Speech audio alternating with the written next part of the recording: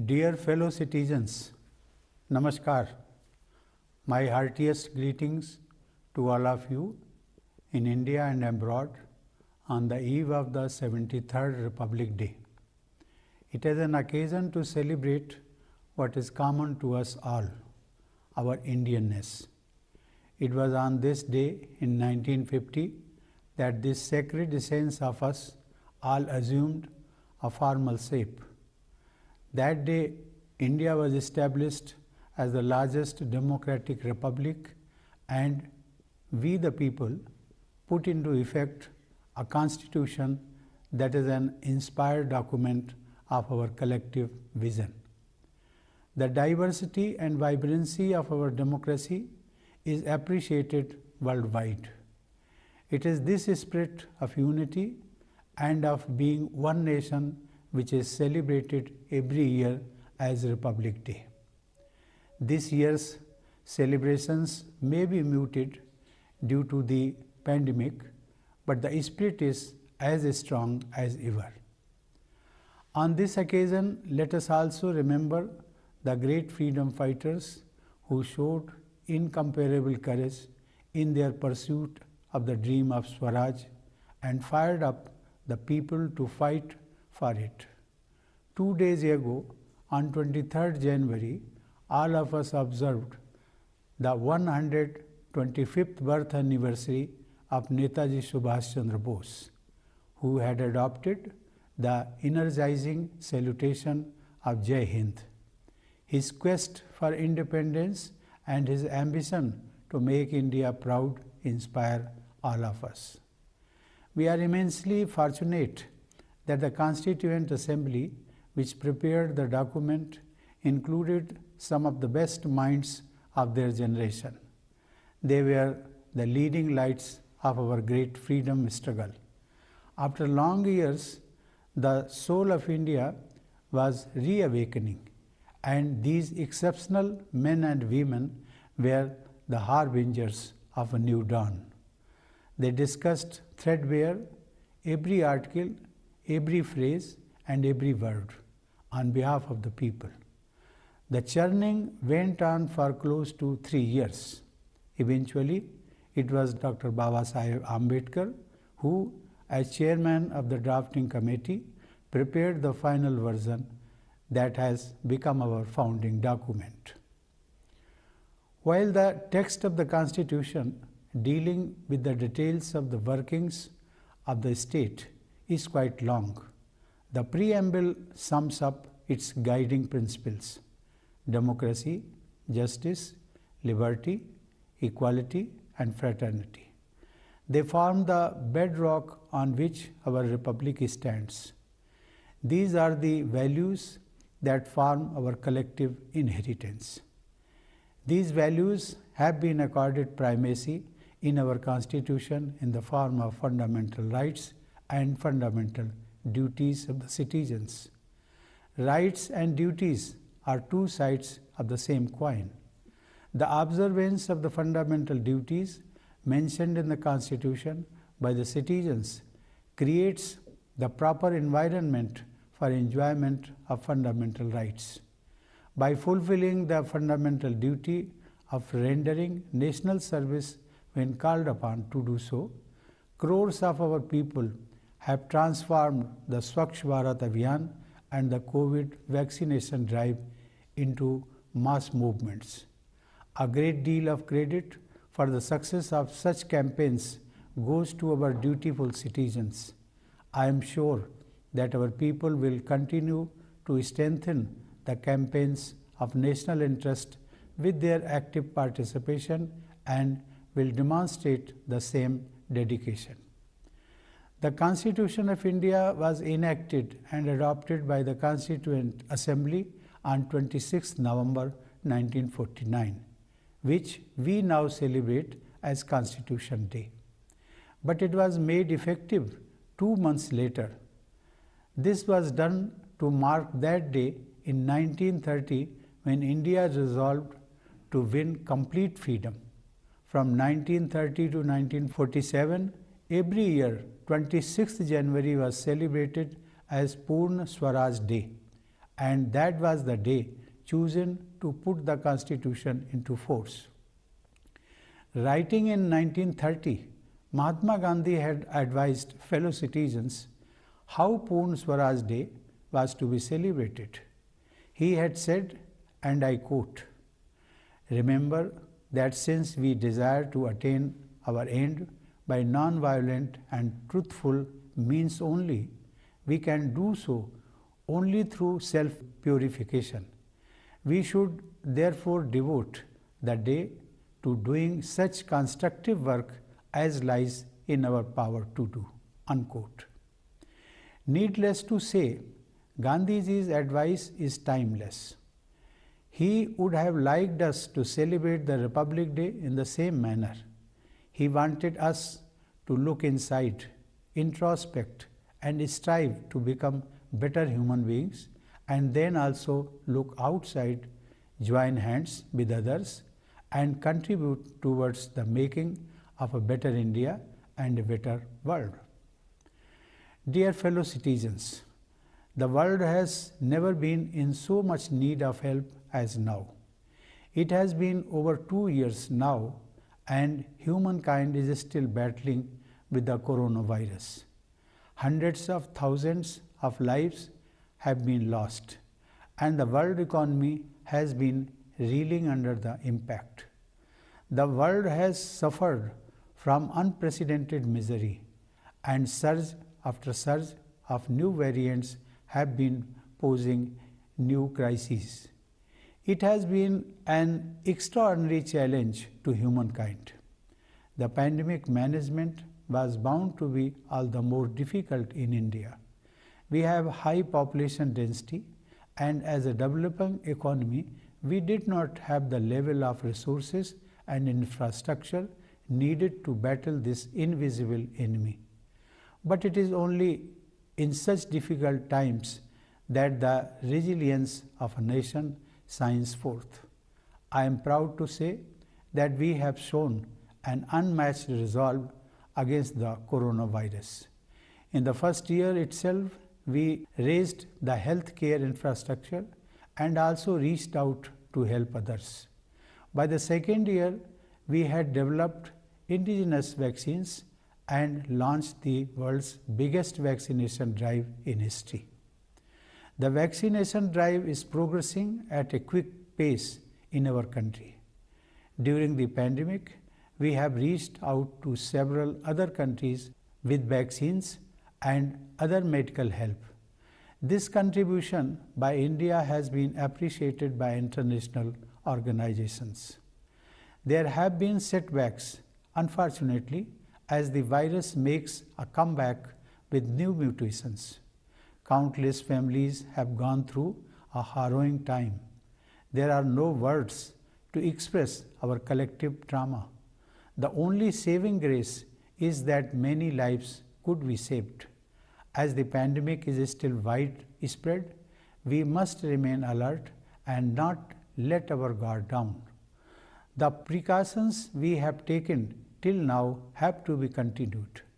Wearing masks and maintaining social distancing have been essential parts of COVID-appropriate behavior. In the fight against the COVID pandemic, it has now become a sacred national duty of every citizen to follow the precautions suggested by our scientists and experts. We have to discharge this duty till the crisis is behind us. A time of crisis has also made us appreciate how we all Indians are connected as one family. The time of social distancing has brought us close to each other. We have realized how much we depend on each other. Doctors, nurses, and paramedics have risen to the challenge, working long hours in difficult conditions, even at the risk of their lives, to attend to patients. Others have kept the nation moving, managing supply chains and utilities. The leadership, policymakers, administrators, and others at the central and state levels have made timely interventions. Due to such interventions, the economy is on the move again. It is a testimony to India's spirit in the face of adversity that the economy is projected to grow at an impressive rate in this fiscal after going through contraction last year. This shows the success of the Atmanirbhar Bharat Abhiyan launched in the previous year. The government has shown relentless focus on reforming every economic sector and providing a helping hand wherever necessary. The impressive economic performance is made possible due to improvement in the agriculture and manufacturing sectors. I am happy to note that our farmers, especially young farmers with small holdings, are enthusiastically adopting natural farming. Small and medium enterprises have played an important role in providing employment to people and imparting impetus to the economy. Our innovative young entrepreneurs have set new benchmarks of success by making effective use of the startup ecosystem. It is a testimony to the success of our country's massive and robust digital payment platform that millions of digital transactions are being done every month. To reap the demographic dividend, the government has created the right environment with the national education policy that makes a perfect blend of traditional values and modern skills. It is gratifying to note that India has found a place among the top 50 innovative economies. It is all the more satisfying to note that we have been able to promote merit while also stressing upon all-round inclusion. Ladies and gentlemen, in the past year, our sports persons also brought cheers as they made their mark at the Olympics.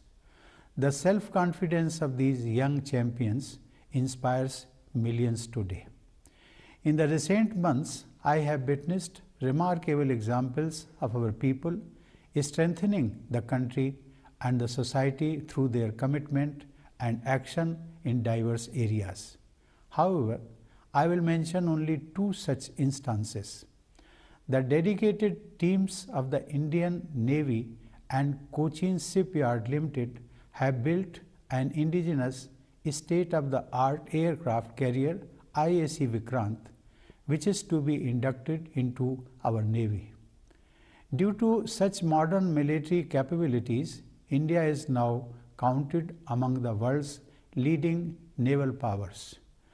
This is an impressive example of moving towards self-reliance in the field of defense. Apart from this, I found one special experience very touching. In a village called Sui in Bhiwani district of Haryana, some enlightened citizens who belong to that village have transformed the village under the Swaprerit Adarsh Gram Yojana, demonstrating sensitivity and diligence. This example of expressing affection and gratitude for one's village or native land is worth emulating. There remains lifelong love and reverence for their native land in the hearts of grateful people. This example strengthens my belief that a new India is emerging, a strong India and a sensitive India. Sashakt Bharat, Samvedansheel Bharat. I am sure that taking inspiration from this example, other resourceful people will also contribute for the development of their villages and cities.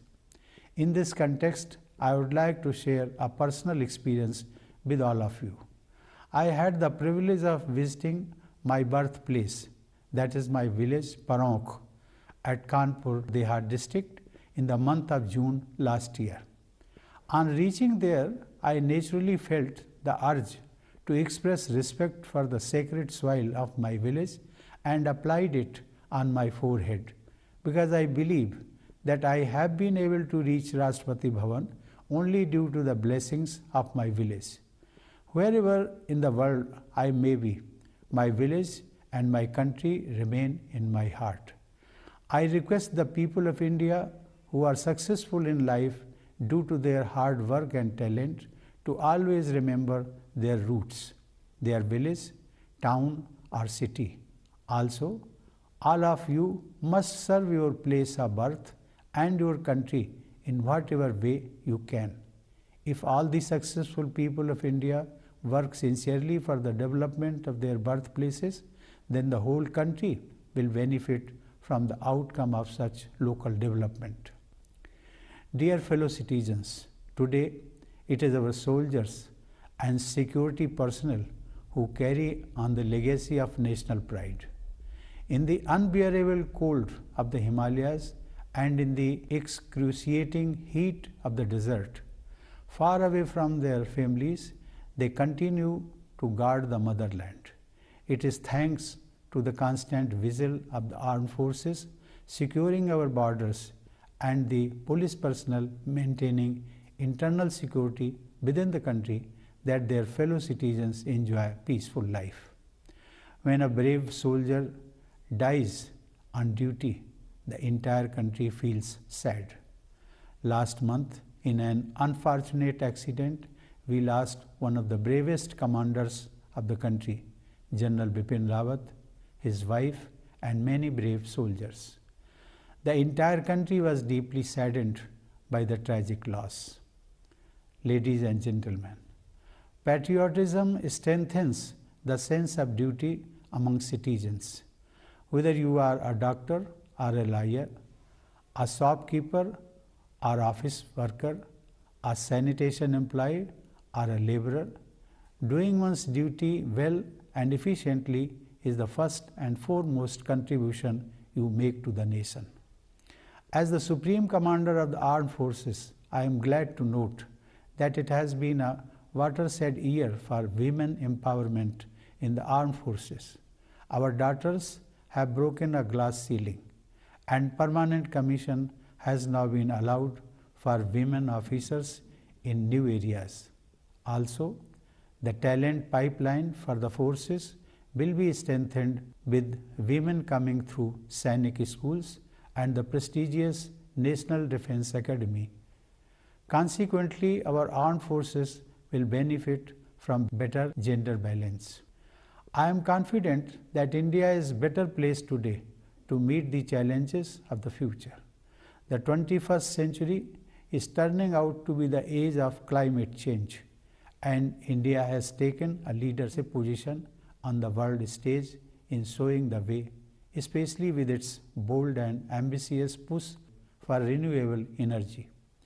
At the individual level, each one of us can remember Gandhiji's advice and help improve the world around us. India has always considered the whole world as one family. I am sure that inspired by this spirit of universal brotherhood, our country and the entire global community will move towards a more equitable and prosperous future. Dear fellow citizens, this year India will cross a milestone when it completes 75 years of independence. We are celebrating this occasion as Azadi Ka Amrit Mahotsav. It is heartening to note that our people, especially youngsters, are participating enthusiastically in a variety of events and programs organized to commemorate the landmark year. It is a great opportunity for not only the next generation but all of us to reconnect with our past. Our freedom struggle was an inspiring chapter in our splendid saga. In this 75th year of independence, let us rediscover the values that animated our glorious national movement. Many men and women laid down their lives for our freedom. Our freedom fighters have suffered unimaginable torture and made countless sacrifices for us to enjoy the festivals of Independence Day and Republic Day. Let us gratefully recall their immortal sacrifices on the occasion of Republic Day. Ladies and gentlemen, India is an ancient civilization but a young republic. For us, Nation building is a constant endeavor. As in a family, so in a nation. One generation works hard to ensure a better future for the next generation. When we won independence, the exploitation of colonial rule had left us in utter poverty. But in 75 years, we have made impressive progress. New opportunities await the next generation. Our youth have taken advantage of these opportunities and set new benchmarks of success. I am sure that with this energy, confidence, and entrepreneurship, our country will continue to march ahead on the path of progress and will definitely secure its rightful place, befitting its potential in the global community. I once again wish all of you a happy Republic Day. Thank you. Jai Hind.